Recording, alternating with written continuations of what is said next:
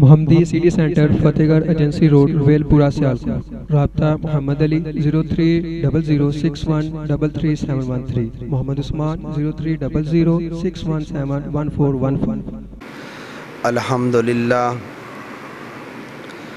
الحمدللہ نحمدہ ونستعینہ ونستغفرہ ونؤمن بہ ونتوکل علیہ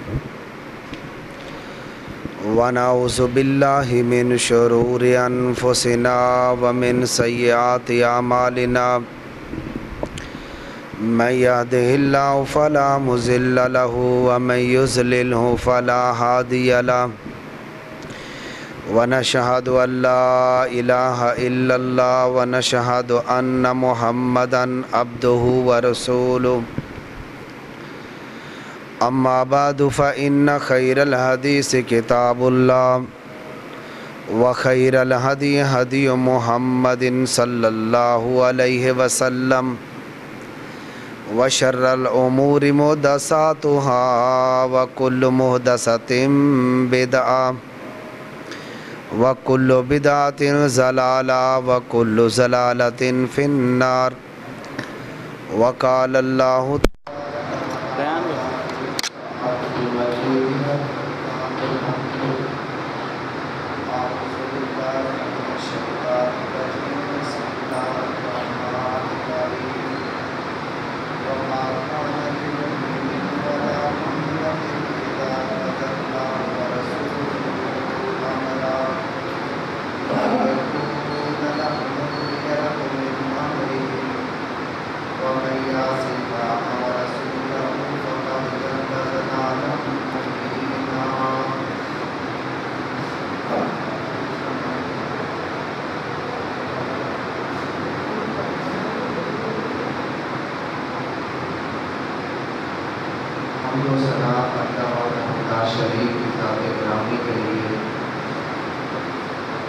جو ساری کائنات کا خالق و مالک رازق اور مشکل کشا ہے،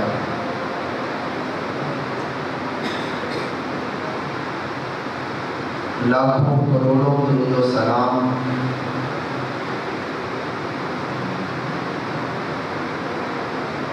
صدر کائنات احمد مجتبیٰ محمد مصطفیٰ صلی اللہ علیہ وسلم کی ذات طیبہ مقدسہ مطہرہ پر کہ جن کو اللہ تعالیٰ نے رہبر کائنات بنا کر بھیجا اور جن کے ذریعے اہل کائنات کی ہدایت اور رہنمائی کا بندوبست فرمایا۔ واجب الاحترام سامعین اور سامعات، آج کا خطبہ جمعۃ المبارکہ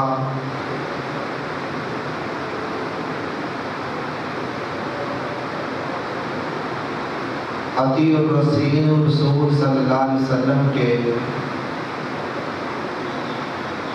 اہم موضوع پر ہے۔ اللہ تعالیٰ نے اپنا دین جو اسلام کی صورت کے اندر ہمیں پہنچایا ہے، اس دین کو سمجھانے کے لیے اور اس دین کو بتلانے کے لیے اور اس دین کی رہنمائی کرنے کے لیے اپنے آخری رسول حضرت محمد رسول اللہ صلی اللہ علیہ وآلہ وسلم کا اللہ تعالیٰ نے انتخاب کیا، اور آپ علیہ السلام کی یہ ڈیوٹی لگائی کہ آپ لوگوں کو اسلام جو کہ سچا مذہب ہے اس کے بارے میں بتائیں اور اپنے عمل کے ذریعہ سے لوگوں کی اصلاح کریں۔ اور اس کے لیے اللہ تعالیٰ نے قرآن کریم کے اندر ارشاد فرمایا کہ من یشاقق الرسول من بعد ما تبین له الهدى ویتبع غیر سبیل المؤمنین نولہ ما تولى ونصلہ جہنم وساءت مصیرا. کہ جو شخص جو ہے واضح ہدایت کے آ جانے کے بعد اللہ کے نبی جناب محمد رسول اللہ کی مخالفت کرتا ہے اور ان کے حکم کے برخلاف کرتا ہے، وہ آدمی جو اللہ کے نبی صلی اللہ علیہ وسلم کی اطاعت نہیں کرتا، آپ کا حکم نہیں مانتا. من یشاقق الرسول من بعد ما تبین له الهدى ویتبع غیر سبیل المؤمنین، اور امت یعنی مومنین کے راستے کو چھوڑ کے اور راستہ اختیار کرتا ہے. نولہ ما تولی، تو وہ آدمی جس سمت جانا چاہتا ہے ہم اسی طرف اس کو پھیر دیتے ہیں، اور آخرکار ونصلہ جہنم، ہم اس کو جہنم کے اندر داخل کر دیتے ہیں. وساءت مصیرا، اور اس کے واپس لوٹنے کی بہت ہی وہ بری جگہ ہے. حضرات گرامی، اس آیت کریمہ یہ 5ویں پارے کی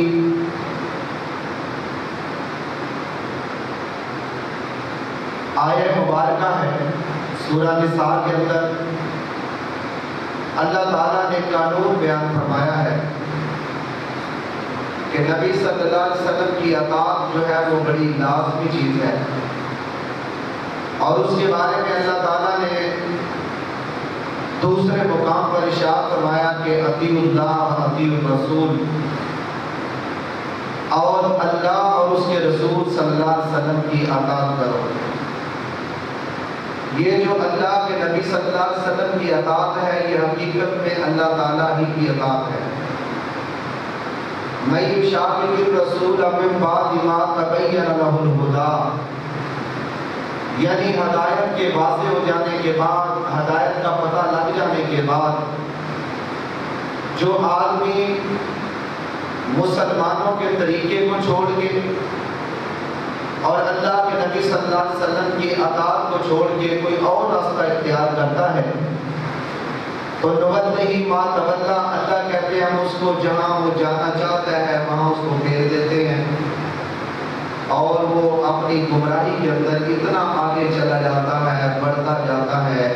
حتیٰ کہ نصلہ جہنم، کو جہنم کے اندر داخل ہو جاتا ہے.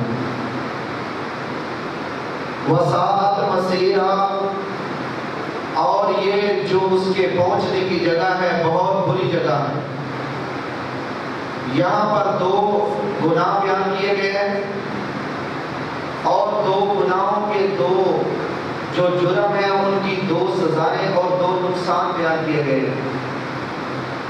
من یشاقق الرسول، پہلا جرم یہ ہے کہ اللہ کے نبی کی مخالفت کرتا ہے، اللہ کے نبی کی اطاعت نہیں کرتا، مخالفت کرتا ہے، اپنی مرضی کرتا ہے.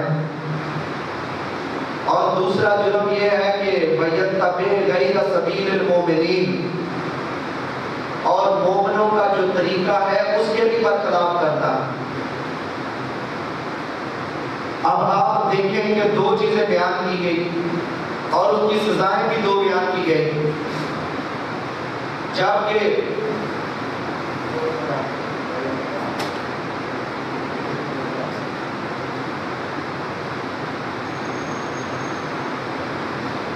اور سب سے یہ 2 جرم جو ہیں، کیا جرم ہے؟ پہلا جرم یہ ہے کہ من یشاقق الرسول، کہ نبی صلی اللہ علیہ وسلم کی مخالفت کی ہے. دوسرا جرم وَيَتَّبِعْ غَيْرَ سَبِيلِ الْمُؤْمِنِينَ، مومنوں کے راستے کو چھوڑ کے اس نے اپنا راستہ اختیار کیا، اپنی مرضی کے مطابق چل نکلا. جہاں ساری امت ہے، ساری امت کو چھوڑ کے اپنے طریقوں کے مطابق وہ چلنا شروع کر دیا. اب سزائیں بھی 2 ہیں. وَنُصْلِهِ جَهَنَّمَ، ہم اس کو جہنم میں داخل کریں گے۔ وَسَاءَتْ مَصِيرًا، اور اس کا ٹھکانہ بہت برا ہے۔ اگر دیکھا جائے تو حقیقت میں یہ جرم بھی ایک ہے اور اس کی سزا جو ہے وہ بھی ایک ہے۔ جرم کیوں ایک ہے؟ مخالفت اس نے دو جگہ کی، اللہ کے نبی کی مخالفت کی اور مومنین کی مخالفت کی۔ یہ جرم ایک کیسے ہوا؟ اصل بات یہ ہے کہ اللہ کے نبی صلی اللہ علیہ وسلم کی جب مخالفت کرے گا تو وہ لامحالہ مومنین کی مخالفت ہوگی، کیونکہ مومن جو ہوتا ہے وہ اللہ کے نبی کی مخالفت نہیں کرتا۔ اس وجہ سے اللہ تعالیٰ نے ارشاد فرمایا کہ نصلہ نولہ ما تولی، دو جرم دو سزائیں۔ نولہ ما تولی، جہاں وہ پھرنا چاہتا ہے، جانا چاہتا ہے، چلا جائے، اور دوسری سزا نصلہ جہنم، ہم اس کو جہنم میں داخل کریں۔ اب اس کی سزا کیا ہے؟ اس نے اللہ کے نبی کی مخالفت کی، اللہ کے نبی کی اطاعت نہیں کی، اور اللہ کے نبی کے حکم کے برخلاف کیا، اور اس کو اللہ تعالیٰ نے اس کی گمراہی کے اندر اس کو کھلم کھلا چھوڑ دیا۔ اور دوسری سزا یہ تھی کہ نصلہ جہنم، اللہ تعالیٰ اس کو جہنم کے اندر داخل کرے گا۔ اس لحاظ سے بھی اللہ تعالیٰ نے قرآن کریم کے اندر یہ جو بیان فرمایا ہے، یہ حقیقت میں اس نے مومنین کی مخالفت نہیں کی، اللہ کے رسول کی مخالفت کی ہے، اور اللہ کے رسول ہی کی مخالفت نہیں کی بلکہ اس نے اللہ تعالیٰ کی مخالفت کی، کیونکہ نبی صلی اللہ علیہ وسلم کی مخالفت جو ہے، آپ علیہ السلام کی اطاعت کو اس نے چھوڑا تو حقیقت میں اس نے اللہ کی اطاعت کو چھوڑ دیا، کیونکہ اللہ تعالیٰ خود قرآن کریم میں ارشاد فرماتے ہیں اطیعوا اللہ و اطیعوا الرسول ولا تبطلوا اعمالکم، لوگوں اللہ اور اس کے رسول صلی اللہ علیہ وسلم کی اطاعت کرو اور اپنے اعمال کو ضائع نہ کرو۔ آپ اندازہ کریں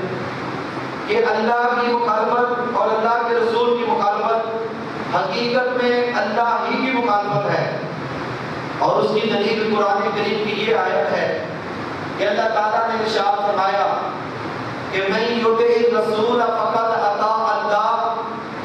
جس نے رسول اللہ کی اطاعت کی اس نے حقیقت میں اللہ تعالیٰ کی اطاعت کی۔ اب یہ بات جو نبی پاک کی اطاعت ہے، یہ اللہ کی اطاعت کیوں کر ٹھہری؟ اس وجہ سے کہ دین کے معاملہ کے اندر، شریعت کے معاملہ کے اندر نبی مکرم صلی اللہ علیہ وسلم اپنی کوئی بات نہ رکھتے تھے، بلکہ وہ اللہ کے حکم اور اللہ کی وحی کے پابند۔ اس کی دلیل قرآن کریم بولتا ہے کہ وَمَا يَنطِقُ عَنِ الْهَوَىٰ إِنْ هُوَ إِلَّا وَحْيٌ يُوحَىٰ، وَمَا يَنطِقُ، یہ نطق، یہ بولنا، یہ گفتگو، وَمَا يَنطِقُ عَنِ الْهَوَىٰ، ہوا بھی یہ خواہش کو کہتے ہیں۔ اللہ تعالیٰ نے قرآن کریم کے اندر یہ ارشاد فرمایا کہ وَمَا يَنطِقُ عَنِ الْهَوَىٰ، کہ میرے نبی اپنی خواہش اور اپنی مرضی سے نہیں بولتے، بلکہ وہ اللہ تعالیٰ کی وحی کی وجہ سے بولتے ہیں۔ وَمَا يَنطِقُ عَنِ الْهَوَىٰ إِنْ هُوَ إِلَّا وَحْيٌ يُوحَىٰ، بلکہ وہ بولتے ہیں تو صرف وحی کے ذریعہ سے، صرف اور صرف وحی سے بولتے ہیں۔ یہ باہر اللہ کے نبی کا خاصہ ہے۔ اللہ کے نبی صلی اللہ علیہ وسلم نے بھی اس کی وضاحت کر دی، اور اللہ تعالیٰ نے قرآن کریم کے اندر ذرا توجہ فرمائیں، اللہ نے قرآن کریم کے اندر یہ ارشاد فرمایا کہ وَمَا يَنطِقُ عَنِ الْهَوَىٰ، وہ اپنی خواہش اور اپنی مرضی سے نہیں بولتے، بلکہ وہ بولتے ہیں تو وحی کے ذریعہ سے بولتے ہیں۔ شریعت کا کوئی مسئلہ ہو اللہ کے نبی اپنی طرف سے بیان نہیں کرتے تھے جب تک اللہ تعالیٰ آپ علیہ السلام پر وحی نہ بھیجتا ہے۔ وَمَا يَنطِقُ عَنِ الْهَوَىٰ، میں بولتا ہوں اپنی مرضی سے، شریعت کے معاملہ کے اندر اپنی مرضی سے گفتگو کرتا ہوں، محدث بولتا ہے اپنی مرضی سے، اور فقیہ بولتا ہے اپنی مرضی سے، امام بولتا ہے تو اپنی مرضی سے، کوئی عالم دین بولتا ہے، مفتی بولتا ہے تو اپنی مرضی سے، لیکن شریعت کے معاملہ کے اندر اللہ کے نبی جب بولتے ہیں سے بولتے ہیں۔ وَمَا يَنطِقُ عَنِ الْهَوَىٰ إِنْ هُوَ إِلَّا وَحْيٌ يُوحَىٰ۔ یہ قرآن کریم کی آیت ہے، اور اس کی دلیل اللہ کے نبی صلی اللہ علیہ وسلم نے خود بھی بیان فرما دی۔ حضرت عبداللہ بن عمر بن العاص رضی اللہ تعالیٰ عنہ صحابی کے رسول ہیں اور صحابی کے بیٹے ہیں۔ حضرت عبداللہ بن عمر بن العاص وہ صحابی اور صحابی کے بیٹے، ان کا طریقہ کار اور ان کی عادت مبارکہ تھی کہ وہ اللہ کے نبی صلی اللہ علیہ وسلم کے پاس ہوتے اور جو بھی اللہ کے نبی ارشاد فرماتے، جو بھی بات کہتے، جو بھی فرمان صادر فرماتے، وہ اللہ کے نبی کی ہر بات کو تحریر کر دیا کرتے تھے، ہر بات کو لکھتے جاتے۔ جب ہر بات لکھتے جا رہے تو ایک دن اللہ کے نبی صلی اللہ علیہ وسلم کے پاس حاضر ہوئے اور آ کر کہتے ہیں اللہ کے نبی، میری عادت ہے، میرا طریقہ اور معمول ہے کہ میں آپ علیہ السلام کی ہر حرکت کو، ہر بات کو، ہر گفتگو کو اور آپ کے ہر فرمان کو اور ہر بات کو میں تحریر کر لیا کرتا ہوں۔ یہ نبی صلی اللہ علیہ وسلم کے زمانہ کی بات ہے۔ جب یہ بات کہی تو کہنے لگے میرے دوستوں نے مجھے مشورہ دیا ہے کہ تم اللہ کے نبی کی ہر بات نہ لکھا کرو، ہر بات کو تحریر نہ کیا کرو۔ کبھی اللہ کے نبی خوشی میں ہوتے ہیں اور کبھی غمی میں ہوتے ہیں، کبھی راضی ہوتے ہیں اور کبھی غصے کے اندر ہوتے ہیں، کبھی کسی حالت اور کسی کیفیت کے اندر انسان کی عادتیں بدلتی رہتی ہیں۔ آپ اللہ کے نبی ہیں، بشر ہیں، انسان ہیں، سید البشر ہیں آپ علیہ الصلوۃ والسلام، آپ کی ہر ادا اور ہر بات کو نہ لکھا کرو۔ تو میں آپ سے عرض کرتا ہوں کہ آپ مجھے بتائیے کہ میں آپ کے تمام تر فرامین کو، آپ کی باتوں کو اور آپ کی گفتگو کو میں لکھ لیا کروں یا تھوڑی لکھا کروں یا زیادہ لکھیا کروں یا سب کچھ لکھیا کروں یا اسے چھوڑ دوں؟ توجہ فرمائیں، سمجھ آ جائے گی کہ کیا صحابی عبداللہ کہہ رہے ہیں۔ حضرت عبداللہ بن عمر بن العاص رضی اللہ تعالیٰ عنہما وہ کہتے ہیں اللہ کے نبی مجھے آپ فرمائیے کہ میں آپ کی ساری باتیں لکھ لیا کروں یا کچھ باتیں لکھ لیا کروں اور کچھ چھوڑ دیا کروں، کیونکہ آپ کی ساری باتیں ریکارڈ بن رہی ہیں اور آپ کے سارے فرامین کو میں لکھ رہا ہوں۔ تو بتائیں میں کیا کروں، لکھنا شروع رکھوں یا کہ چھوڑ دوں؟ تو اللہ کے نبی صلی اللہ علیہ وسلم نے فرمایا اکتب یا عبداللہ، اے عبداللہ تم ہر بات لکھ لیا کرو، فَإِنَّهُ لَا يَخْرُجُ، یاد رکھو کہ میرا یہ جو منہ ہے اس سے کوئی بات نہیں نکلتی الا الحق، مگر جو نکلتا ہے وہ سچ نکلتا ہے۔ آپ توجہ فرمائیں کہ صحابی نبی صلی اللہ علیہ وسلم کے زمانہ کے اندر یہ کہہ رہے ہیں، آپ علیہ الصلوۃ والسلام سے کہہ رہے ہیں کہ آپ مجھے بتائیں کہ میں آپ کی ہر بات لکھ لیا کروں، کچھ لکھ لیا کروں یا ساری لکھا کروں یا چھوڑ دیا کروں؟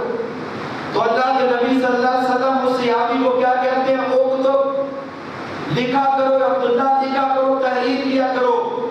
فَإِنَّهُ لَا يَخْرُجُ مِنْهُ إِلَّا الْحَقُّ،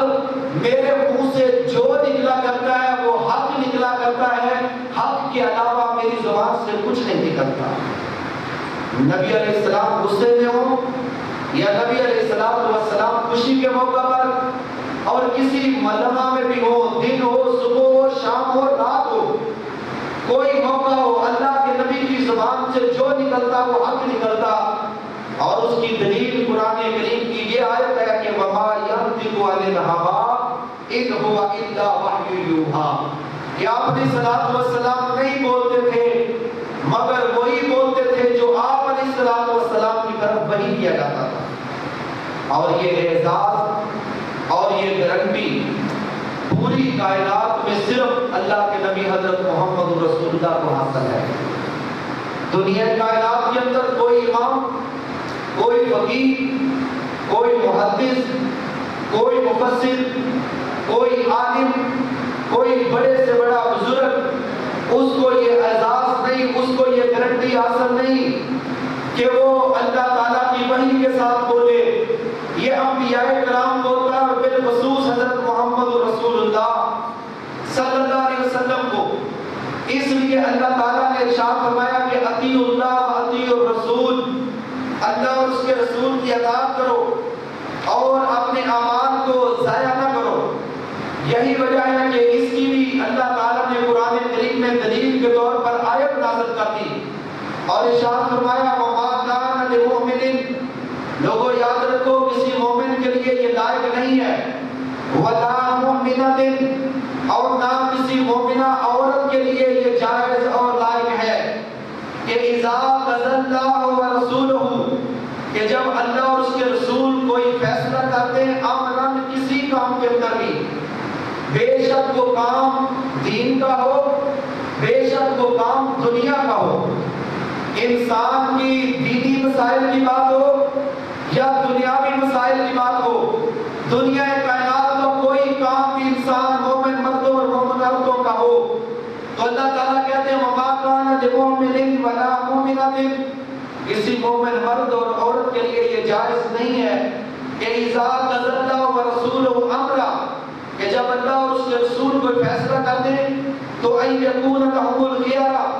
مِنْ أَمْرِهِمْ، کہ وہ اللہ تعالیٰ کے اس حکم کے آنے کے بعد اپنا اختیار رکھیں،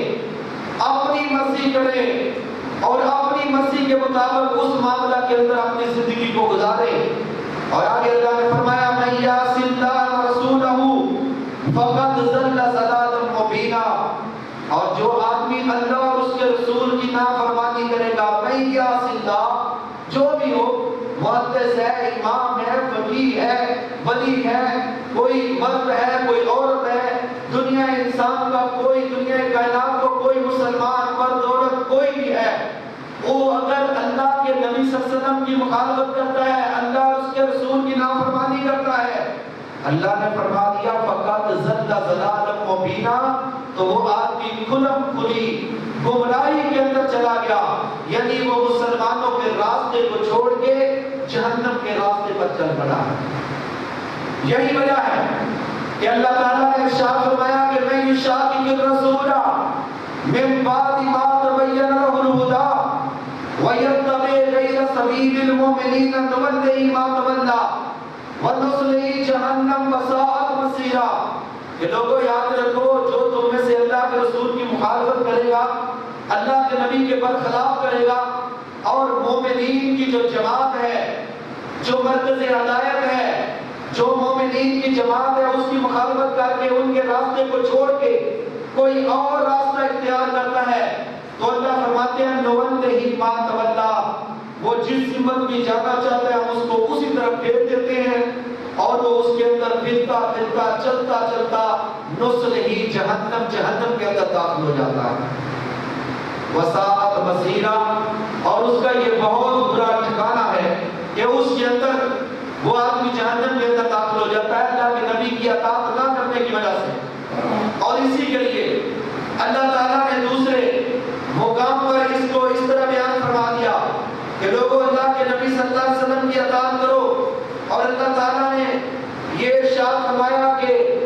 یا ایھا الذین آمنوا اطیعوا اللہ واطیعوا الرسول واولی الامر منکم فإن تنازعتم فی شیء فردوہ الی اللہ والرسول. لوگوں یاد رکھو اگر تمہارے لیے لازم کیا ہے، ایمان والو، اپنے آپ کو مسلمان کہلانے والو، ایمان کا دعویٰ کرنے والو، اپنے آپ کو اللہ رسول کا غلام کہنے والو اور کلمہ پڑھ کے دائرہ اسلام کے اندر داخل ہونے والو، سن لو اللہ تعالیٰ نے قرآن کریم کے اندر یہ ارشاد فرمایا ہے کہ لوگوں تمہارے لیے لازم یہ ہے کہ تم اللہ کے نبی صلی اللہ علیہ وسلم کی اطاعت کرو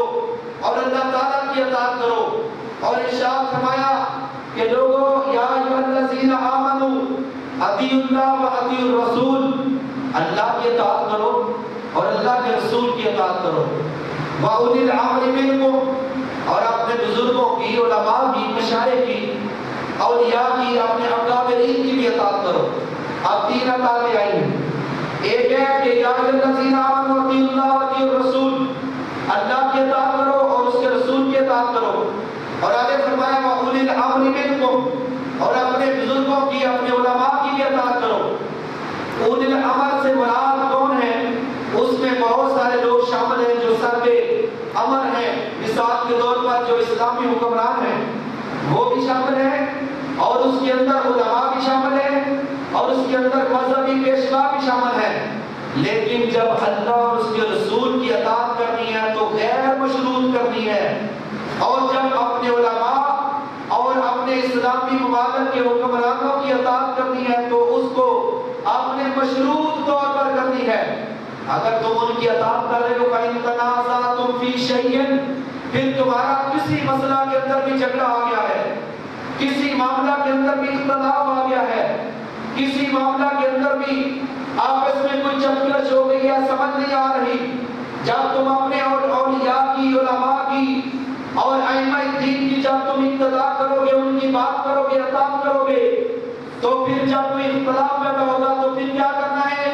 پھر آپ نے اپنے ائمہ کی اطاعت نہیں کرنی، بلکہ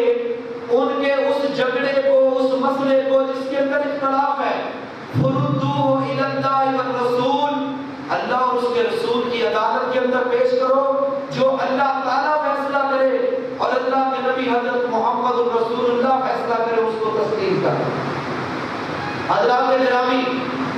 میں یہ عرض کر رہا تھا کہ صحابہ کرام انہوں نے ان آیات پر عملی طور پر عمل کر کے دکھایا اور لوگوں کو بتایا کہ اللہ کے نبی کی اطاعت کس طرح کرنی ہے، اور انہوں نے اس طرح کی مثالیں پیش کی۔ اس کے لیے میں دو احادیث آپ کے سامنے رکھتا ہوں۔ نبی اکرم صلی اللہ علیہ وسلم نے بیان فرمایا، حضرت جابر رضی اللہ تعالیٰ نے بیان کرتے ہیں کہ اللہ کے رسول کی اطاعت کتنی ضروری ہے، اللہ کے نبی کی اطاعت کتنی ضروری ہے۔ کہتے ہیں کہ نبی اکرم صلی اللہ علیہ وسلم نے ارشاد فرمایا کہ فرشتوں کی جماعت آئی اور اللہ کے نبی سوئے ہوئے تھے، اور اسی اثناء میں فرشتوں کی جماعت کہنے لگے کہ ہم ان میں سے کچھ کہتے ہیں، ہم ایک مثال بیان کرتے ہیں، ان کے لیے یہ جو سوئے ہوئے ہیں ان کے لیے ہم ایک مثال بیان کرتے ہیں۔ جب یہ بات کہی تو دوسرے فرشتے کہنے لگے یہ تو سوئے ہوئے ہیں، تو جو بندہ سویا ہوا ہوتا ہے وہ سنتا نہیں، آپ یہ کیوں بیان کریں گے؟ انہوں نے پھر جواب دیا، وہ فرشتے کہتے ہیں کہ ان کی آنکھیں سوئی ہوئی ہیں اور ان کا دل جاگ رہا ہے، اس لیے مثال بیان کرنی چاہیے۔ اب وہ مثال بیان کرتے ہیں فرشتے، اور مثال اس طرح بیان کرتے ہیں کہ ان کی مثال ایسے ہے جیسے کسی آدمی نے ایک مکان بنایا، اور مکان بنانے کے بعد اس نے ایک دسترخوان اس کے اوپر چن دیا، اور دسترخوان ایسے سمجھے جیسے کسی نے اپنا مکان بنانے کے بعد لوگوں کی دعوت کا اہتمام کیا، اور ایک بلانے والے کو بھیجا کہ جاؤ جا کے لوگوں کو دعوت دے کے آؤ کہ وہ میرے گھر میں آئیں اور میرے گھر میں آ کے وہ کھانا کھائیں اور اس دسترخوان کی نعمتوں سے وہ اپنے آپ کو سیراب کریں۔ ان کی مثال اس طرح ہے، اور اس طرح کیا، اور کچھ لوگ آئے اور انہوں نے اس بلانے والے کی دعوت کو قبول کیا، لبیک کہا، اور اس کے ساتھ چلنا شروع ہو گئے، اور چلتے ہوئے گھر کے اندر داخل ہوئے، اور دسترخوان کے اوپر سے انہوں نے وہ کھانا کھایا۔ اور کچھ لوگ ایسے تھے جنہوں نے اس کی دعوت کو قبول نہ کیا، اور وہ اس گھر کے اندر داخل بھی نہ ہوئے، اور اس دسترخوان کی نعمتوں سے بھی محروم رہ گئے۔ انہوں نے کہا اس کی وضاحت فرمائیں، اس کی مثال کی وضاحت بیان کیجئے کہ اس مثال کی وضاحت کیا ہے۔ انہوں نے دوسرے فرشتوں نے جواب پھر کیا دیا ہے، وہ کہتے ہیں کہ اللہ تعالیٰ اس نے ایک گھر جنت بنائی ہے، اللہ تعالیٰ اس نے جنت بنائی ہے، اور جنت کے اندر دسترخوان لگایا ہے، اور اپنے بلانے والے ان کو یعنی نبی صلی اللہ علیہ وسلم کو کائنات کے اندر بھیجا ہے کہ جاؤ جا کے لوگوں کو دعوت دو کہ لوگوں اس مکان کے اندر داخل ہو کے وہاں دسترخوان کی نعمتوں کو کھاؤ، آؤ جنت کے اندر، اور آ کے جنت کے دسترخوان سے جنت کی نعمتوں کو کھا لو،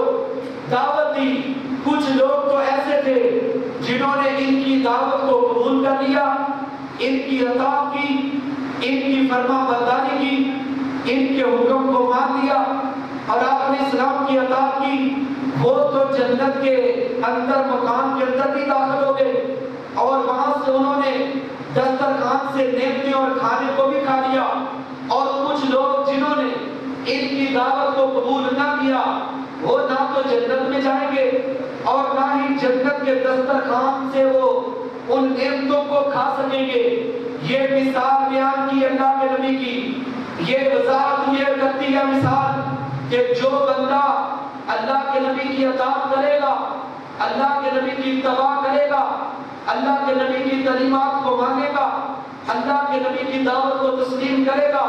وہ اللہ کی دعوت یعنی جنت میں بھی داخل ہوگا اور جنت کی نعمتوں کو بھی کھائے گا۔ اور جس نے اللہ کے نبی کی اطاعت نہ کی، من یعص اللہ ورسولہ، جس نے اللہ اور اس کے رسول کی مخالفت کی اور اللہ کے بلانے والے داعی حضرت محمد رسول اللہ کی تعلیم پر لبیک نہ کہا، نہ تو اس مکان یعنی جنت کے اندر داخل ہو سکتا ہے اور نہ ہی اس جنت کے پھلوں اور نعمتوں کو کھا سکتا ہے۔ یعنی جنت کی نعمتیں اور جنت کا داخلہ مشروط ہے نبی صلی اللہ علیہ وسلم کی اطاعت کے ساتھ۔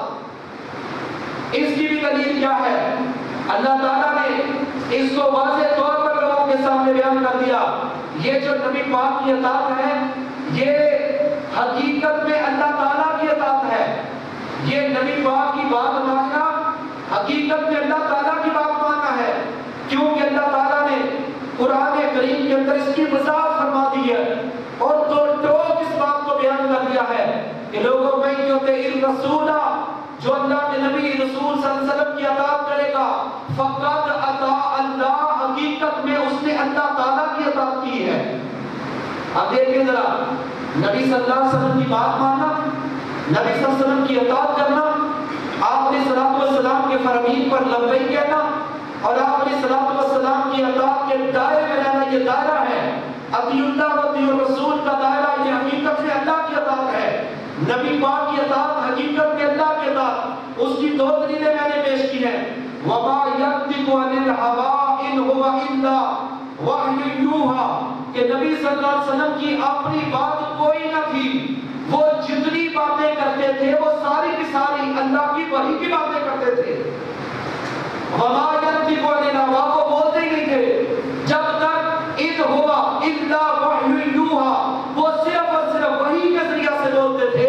اس لیے اللہ کے نبی صلی اللہ علیہ وسلم کی اطاعت حقیقت میں اطاعت اللہ و اللہ تعالیٰ کی اطاعت ہے۔ اور جو بندہ، اس کی مثال دوسری اللہ کے نبی نے ارشاد فرمائی کہ ایک آدمی ہے، وہ کسی قوم کے پاس گیا اور جا کر اس قوم کے لوگوں سے کہا، قوم کے لوگوں، میں نے اپنی آنکھوں سے دیکھا، دونوں آنکھوں سے میں نے اپنی دونوں آنکھوں سے دیکھا ہے کہ لوگ جو ہیں وہ آن قریب تمہارے اوپر ایک بہت بڑا لشکر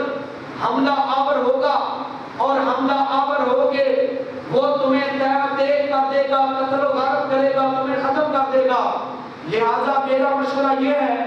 کہ تم فوری طور پر توجہ فرمائیں، ذرا جا کے بیٹھے میرے طرف دیکھے ذرا۔ تو بات یہ کہہ رہے تھے کہ وہ کیا کہیں گے کہ وہ جا کے کہتا ہے قوم کو کہ ایک میں نے اپنی آنکھوں سے لشکر دیکھا ہے، جو لشکر تم پر حملہ آور ہوگا اور پھر تمہیں دیکھ کر دے گا، قتل کر دے گا۔ لہٰذا میرا مشورہ یہ ہے، میرا حکم یہ ہے کہ تم ابھی سے کوچ کرو اور اس میدان کو چھوڑ دو اور جگہ پہ چلے جاؤ۔ تو اب وہاں پر دو طبقے بن گئے، ایک گروہ تو وہ تھا جنہوں نے اس کہنے والے کی بات کو مانا اور تسلیم کیا اور فوری طور پر راتوں رات اپنے خیموں کو سمیٹ کے، اپنے بستروں کو اٹھا کے انہوں نے وہاں سے کوچ کر کے اس میدان کو چھوڑ دیا اور اس کے ساتھ چلے گئے۔ اور کچھ لوگ ایسے تھے جو غفلت کے اندر اور اس کی نافرمانی کے اندر اس میدان کے اندر اسی طرح پڑے رہے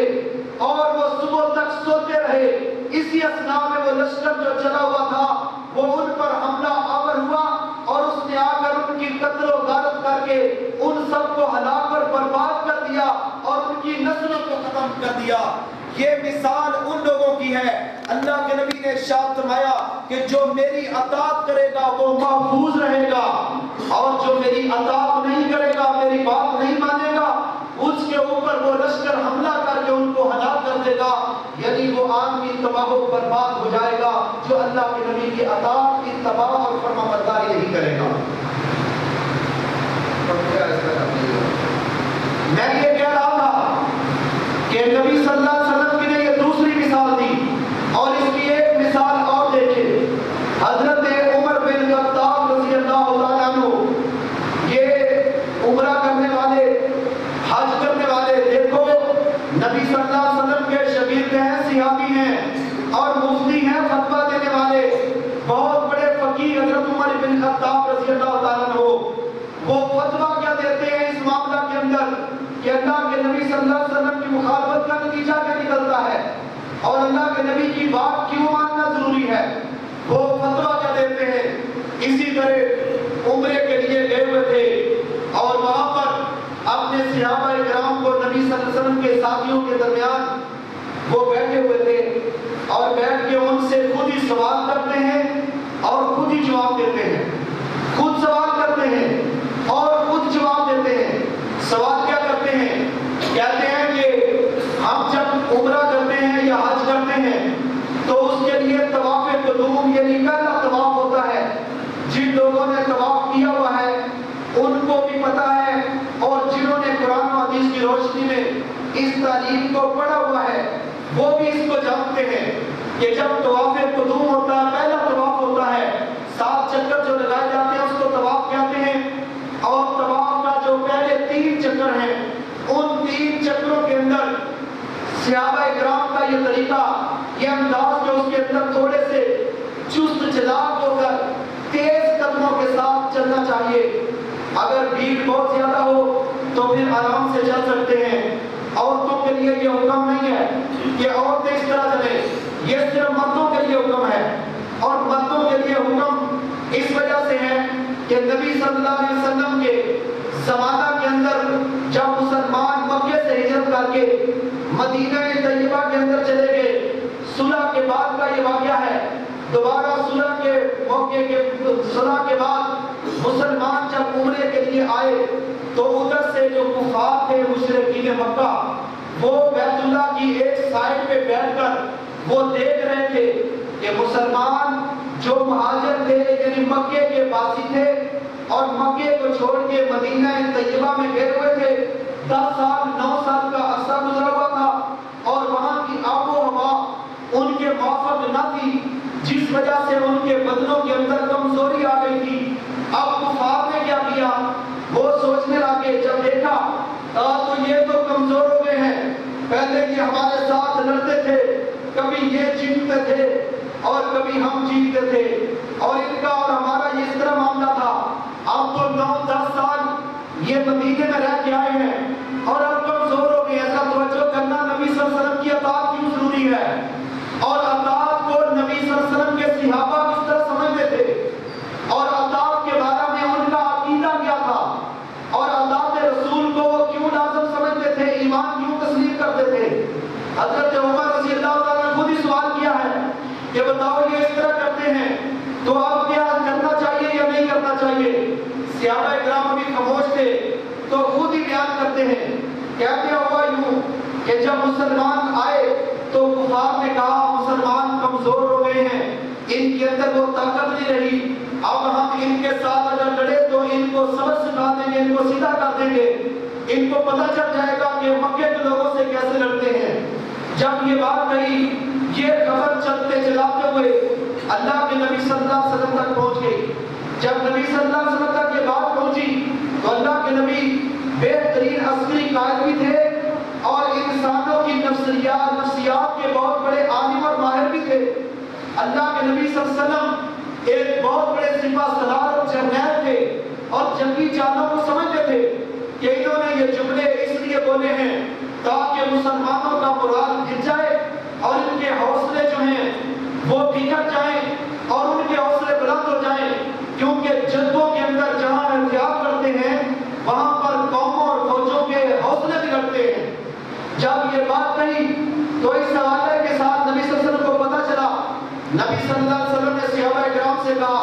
کہ آپ جب طواف کرنے لگے تو پہلے 3 چکر جو ہیں وہ آپ نے تیز تیز لگانے ہیں، آہستہ نہیں لگانے۔ یہ نہ سمجھے کہ آپ بیمار ہیں، یہ نہ سمجھے وہ کہ آپ نادر ہیں، آپ کے بارے میں یہ نہ سمجھ سکیں کہ وہ آپ کمزور ہیں، بلکہ اپنی چال کو ذرا اکڑ کے اور بڑے اچھے طریقے سے پہلوانوں کی طرح ٹہل کے چلنا ہے اور اپنی چال کو ذرا تیز رکھنا ہے۔ اور یہاں پر بھی مسئلہ سمجھ لیجئے، یہ تکبر کی چال چلنا مسلمانوں کے لیے حرام اور منع ہے، لیکن جب میدان جنگ کے اندر مسلمان ہو تو وہاں پر اکڑ کر چلنا اللہ کو بڑا پسند اور محبوب لگتا ہے۔ یہ چونکہ جنگی ایک چال تھی، اللہ کے نبی صلی اللہ علیہ وسلم نے جب یہ بات صحابہ کرام سے کہی تو صحابہ کرام نے پہلے جو 3 چکر لگائے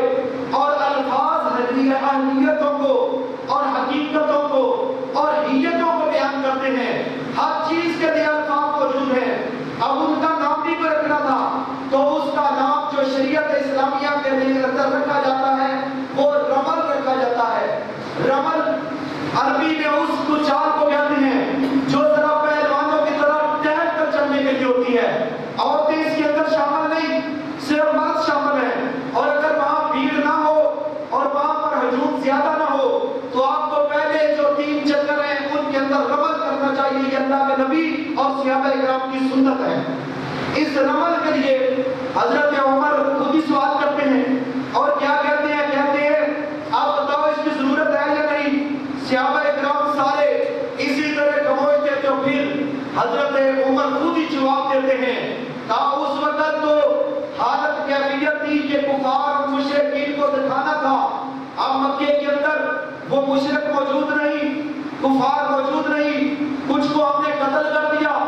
اور کچھ مسلمان ہو کے ہمارے ساتھ شامل ہو گئے، ہم نے رمل کس کو دکھانا ہے؟ لہذا اب اس کے لیے کیا کرنا چاہیے؟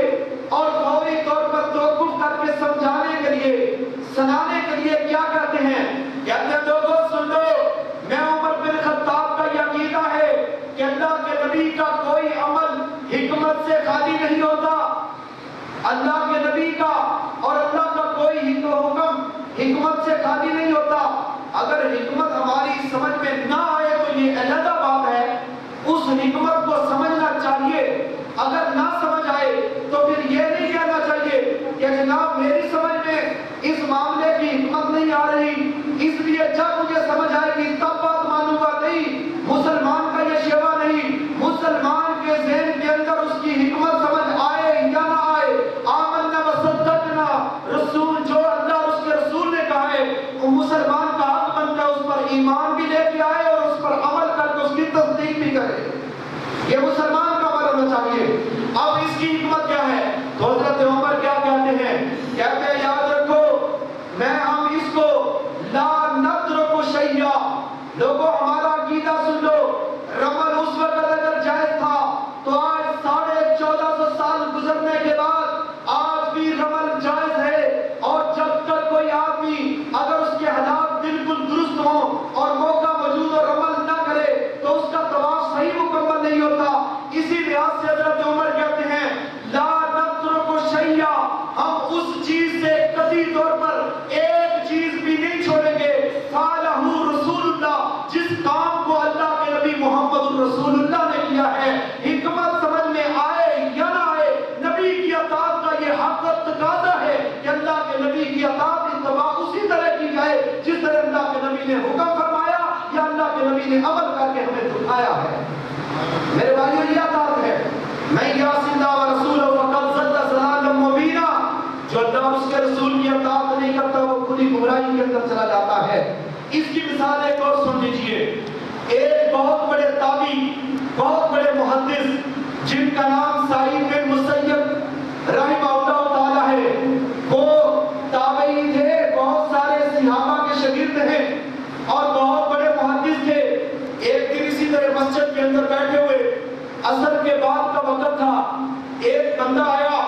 اور اس نے عصر کی نماز کے بعد، عصر کی جماعت کے بعد اس نے نوافل پڑھنا شروع کر دیے۔ صحابی حضرت تابعی محدث سے وقت محترم جناب جن کو حضرت سعید بن مسیب رحمہ اللہ تعالیٰ کا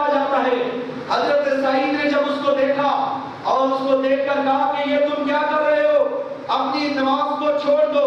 حضرات توجہ فرمانا کہ کتنا ضروری ہے اللہ کے نبی کی اطاعت کرنا، اللہ کے نبی کی سنت کو ماننا کتنا لازم ہے، اور اللہ کے نبی کی سنت کا اکرام احترام کرنا لحاظ رکھنا کتنا اہم اور کتنا ضروری ہے۔ وہ سعید کیا کہتے ہیں، کہتے ہیں تم یہ کیا کر رہے ہو، کہیں ایسا نہ ہو کہ تمہیں یہ جو تم نفل اس وقت پڑھ رہے ہو اس کی وجہ سے کہیں تمہیں عذاب نہ دیا جائے۔ عصر کی نماز کے بعد تم نوافل پڑھ رہے ہو۔ جب یہ بات کہی حضرت سعید نے، اس آدمی نے وہیں پر نفل چھوڑے اور آ کر اس نے حضرت سعید سے کیا بات کی، کہنے لگے مجھے بتائیے کیا اللہ تعالیٰ مجھے عذاب کرے گا نماز پڑھنے کی وجہ سے؟ توجہ فرمائیں، بڑی اہم بات ہے۔ جس طرح آج ہمارے زمانہ کے اندر لوگ کہتے ہیں ہم نے قرآن ہی پڑھا ہے، یا لوگ کہتے ہیں ہم نے دعا ہی کی ہے، یا لوگ کہتے ہیں کہ ہم نے کل ہی پڑھ کے یہ کام کیا ہے، ہم نے رات شب برات کو 200 400 نوافل ہی پڑھے ہیں، ہم نے قرآن کریم کو پڑھ کے اور اسی طرح یہ سارا کام بیری کے پتوں کے ساتھ نہائے ہیں اور سفید کپڑے پہن کے ہم اس طرح بیٹھے رہے ہیں جس طرح یہ لوگ آج اس طرح کرتے ہیں۔ اسی طرح اس آدمی نے نفل پڑھ رہا تھا، حالانکہ اللہ تعالیٰ نے فرض نماز کے علاوہ نفل پڑھنے کی ترغیب قرآن کریم کے اندر دی ہے، اور نماز بھی اللہ کے نبی کی سنت کے مطابق پڑھ رہا تھا، طریقہ رسول کے مطابق نماز پڑھ رہا تھا اور پڑھ بھی نفل رہا تھا۔ تو تابعی کیا کہتے ہیں، سعید کیا کہتے ہیں، کہتے ہیں نہ پڑھو۔ اس نے سلام پھیرا اسی طرح، اور سلام پھیر کر کہنے لگا کیا اللہ تعالیٰ مجھے نماز پڑھنے کی وجہ سے عذاب کرے گا؟ توجہ فرمانا، اطاعت رسول اور نبی کی سنت کا احترام اور اکرام کتنا ہے اور اس کا مقام اور مرتبہ کتنا زیادہ ہے۔ تو حضرت سعید نے کہا ولیکن نہیں، اللہ تعالیٰ تجھے نماز پڑھنے کی وجہ سے عذاب نہیں کرے گا، اللہ کے نبی کی سنت کی مخالفت کرنے کی وجہ سے عذاب کرے گا۔ اللہ تعالیٰ تجھے نماز پڑھنے کی وجہ سے عذاب نہیں کرے گا، بلکہ نبی کی سنت کی مخالفت کرنے کی وجہ سے اللہ تعالیٰ تجھے عذاب کرے گا۔ کتنا پیارا اور کتنا زبردست جواب دیا ہے۔ اور اسی طرح حضرت عمر بن خطاب رضی اللہ تعالیٰ عنہ جب طواف کر رہے تھے، وہ رمل کی بات میں نے آپ کے سامنے بیان کی ہے، انہوں نے کہا بے شک اس کی علت موجود ہے یا نہیں، آج مشرکین مکہ وہاں پر موجود ہے یا نہیں، لوگوں کا ذہن اس طرح جاتا ہے یا نہیں جاتا، رمل کرنا ضروری ہے اس وجہ سے کہ اللہ کے نبی نے یہ طریقہ اختیار کیا تھا۔ ہم جب تک زندہ رہیں گے اللہ کے نبی کی اطاعت کریں گے، اللہ کے نبی کے طریقے کے مطابق اپنی زندگی کو گزاریں گے۔ صلو کما رأیتمونی اصلی، نماز اس طرح پڑھو جس طرح محمد کریم کو نماز پڑھتے دیکھا گیا ہے۔ لوگوں قرآن اللہ نے بھیجا ہے، وحی اللہ نے بھیجی ہے، پیغام اللہ تعالیٰ کے ہیں، لیکن ان کا عملی مظاہرہ کر کے اسوہ اور نمونہ اور ماڈل کے طور پر اگر کوئی ذات سامنے آئی ہے تو وہ اسوہ اور ماڈل اللہ کے نبی حضرت محمد الرسول اللہ کا ہے۔ اگر کوئی بندہ اپنی مرضی کے ساتھ نماز پڑھتا ہے، اپنے طریقے سے نماز پڑھتا ہے، اپنے خیال کے مطابق نماز پڑھتا ہے، شریعت کے اندر اس کا وجود نہ ہو، وہ اگر اکیلی کام کے اوپر کھڑا ہو کے 40 سال تک عبادت کرتا رہے، اللہ کے نبی کا اگر طریقہ نہیں ہے تو اس کی یہ ساری عبادت اس کو جہنم میں تو نجات ہستی ہے، اللہ کی رحمت اور اللہ کی جنت کا حقدار نہیں بننے دے گی۔ یہ حقیقت بات ہے کہ اللہ کے نبی کی اطاعت کرنی ہے، اسوہ رسول صلی اللہ علیہ وسلم کا۔ اس کی دلیل کیا ہے؟ حضرت عمر بن خطاب رضی اللہ تعالیٰ عنہ بیت اللہ کا طواف کر رہے تھے،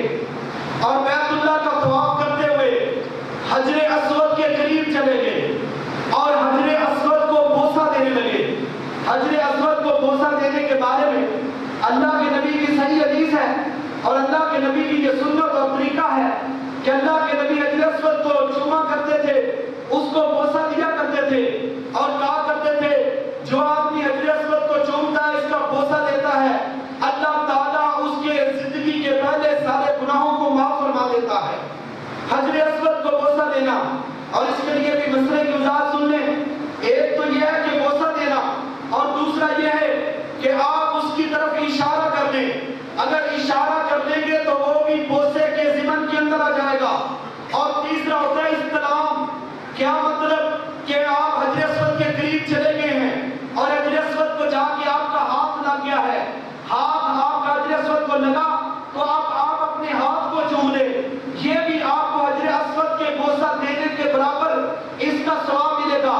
اشارہ کر سکتے ہیں اپنے ہاتھ کو، جب ہاتھ کے ساتھ تم نے حجر اسود کو مس کیا ہے تو پھر چوم سکتے ہیں۔ یہ ہمارا طریقہ غلط ہے کہ دور سے اشارہ بھی کیا جاتا ہے، ہاتھ نہیں لگایا جاتا تو پھر اپنے ہاتھ کو چوم لیا جاتا ہے، یہ جائز نہیں ہے، بلکہ دور سے صرف اشارہ کرنا ہے۔ اگر بیت اللہ کے حجر اسود کو ہاتھ لگا ہے تو پھر آپ اس کو چوم سکتے ہیں یا پھر ڈائریکٹ حجر اسود کو بوسہ دے سکتے ہیں۔ اس کے ضمن کے اندر آپ کے پہلے گناہوں کو معاف کیا جائے گا۔ اللہ کے نبی نے یہ ارشاد فرمایا، حدیث ہے، اللہ کے نبی کی سنت ہے، اللہ کے نبی کا یہ طریقہ ہے، اور اللہ کے نبی اس طرح کرتے تھے، صحابہ کرام آپ کی زندگی کے اندر اسی طرح کرتے تھے، آج تک مومنین کا یہی طریقہ ہے اور مسلمانوں کا اسی طرح کا انداز ہے، اسی طریقے پہ وہ امت چل رہی ہے۔ تو حضرت عمر گئے اور جا کر حضرت عمر نے بیت اللہ کو کہ اس کونے کے اندر لگے ہوئے حجر اسود کو بوسہ دینا چاہا۔ جب بوسہ دینے لگے تو دینے سے پہلے، بوسہ دینے سے پہلے اس کے قریب ہو کر پیچھے ہٹ گئے، اور پیچھے ہٹ کر کیا کہتے ہیں، حضرت عمر فقیہ عمر، نبی مکرم کے شاگرد، رسول اللہ کے ساتھی حضرت عمر بن خطاب کیا کہتے ہیں، عالم انک حجر لا تنفع ولا تضر۔ عقیدہ سنیے حضرت عمر کا حجر اسود کے بارے میں، کہتے ہیں عالم انک حجر، اے حجر اسود، جس طرح آج ہم اپنی زبان میں کسی درخت کو، کسی پتھر کو یا کسی بے جان کو مخاطب کر کے بات کر سکتے ہیں، اس کا مطلب یہ نہیں عقیدہ ہونا چاہیے کہ یہ میری بات سن رہا ہے، اس میں سے مخاطب اس پتھر کو کر کے دوسروں کو سمجھانا مراد ہوتا ہے، اس کو مخاطب کر کے دوسروں کو سمجھانا مراد ہوتا ہے تاکہ دوسروں کو سمجھ آ جائے۔ حضرت عمر کیا کہتے ہیں، عالم انک حجر، اے حجر اسود سن لو، میں جانتا ہوں کہ تو پتھر ہے، لا تنفع لا تضر، نہ تو کسی کو نفع دے سکتا ہے اور نہ تو کسی کو نقصان دے سکتا ہے، تیرے ہاتھ میں کوئی چیز نہیں ہے، لیکن یاد رکھو مجھے اس ذات کی قسم ہے جس کے قبضہ قدرت میں میری جان ہے، اگر میں نے اپنے رسول کو نہ دیکھا ہوتا کہ وہ تیرا بوسہ لے رہے ہوتے ہیں تو حجر اسود میں پوری زندگی تجھے چومنے کے لیے تیار نہ تھا، میں تجھے بوسہ نہ دیتا، میں بوسہ اس لیے دے رہا ہوں کہ میرے نبی نے بوسہ دیا تھا، میں اپنے نبی کی اطاعت کی وجہ سے تجھے بوسہ دے رہا ہوں، وگرنہ نفع نقصان کا مالک پتھر تو نہیں ہے۔ حضرات گرامی، نبی صلی اللہ علیہ وسلم کی اطاعت کیوں ضروری ہے؟ اس کی ایک اور مثال قرآنی آیت بیان کر کے آپ سے اجازت چاہوں گا کہ اللہ کے نبی صلی اللہ علیہ وسلم کا ایک صحابی تھا، نبی پاک سے بڑی محبت تھی، بڑی عقیدت تھی، بڑا پیار تھا، ہر وقت ان کے دل کے اندر اللہ کے نبی کے دیدار کی چاہت رہتی تھی، اور اللہ کے نبی سے بالہانہ ان کو عقیدت تھی اور پیار تھا۔ لیکن یارو، جو لوگوں یاد رکھو، عقیدت اور عقیدہ کو ان کو اپنی جگہ پہ رہنے دو۔ عقیدت وہی قابل قبول ہے جو عقیدہ قرآن اور عقیدہ صحابہ اور عقیدہ نبی محترم کے تحت ہو، جو اللہ اور اس کے رسول کے دیے ہوئے عقیدے کے مخالف عقیدت ہو، وہ عقیدت باعث ثواب نہیں ہوتی بلکہ وہ باعث عذاب ہوتی ہے۔ کوئی بندہ عقیدت میں آ کر کہے کہ اللہ کے نبی بیٹے دیتے تھے، کوئی بندہ عقیدت میں آ کر یہ کہے کہ اللہ کے نبی خدا ہیں، کوئی بندہ عقیدت میں آ کر یہ کہے کہ اللہ اور نبی کے اندر کوئی فرق نہیں، کوئی بندہ عقیدت کے اندر آ کر یہ کہے اللہ تعالیٰ نبی کا پکڑا جو ہے وہ اللہ کا پکڑا نبی پاک چھڑوا سکتے ہیں اور نبی پاک کا پکڑا ہوا اللہ بھی نہیں چھڑوا سکتا، یہ عقیدت نہیں ہے، یہ خرافات ہیں۔ لوگوں ایسی خرافات سے بچو، کیونکہ یہ تمہارے ایمان کو غارت کرنے والی چیزیں ہیں۔ تمہارا عقیدہ وہی ہونا چاہیے جو قرآن نے نبی مکرم کے بارے میں عقیدہ دیا ہے۔ آپ کا عقیدہ وہ ہونا چاہیے جو اللہ کے نبی نے دیا ہے۔ آپ علیہ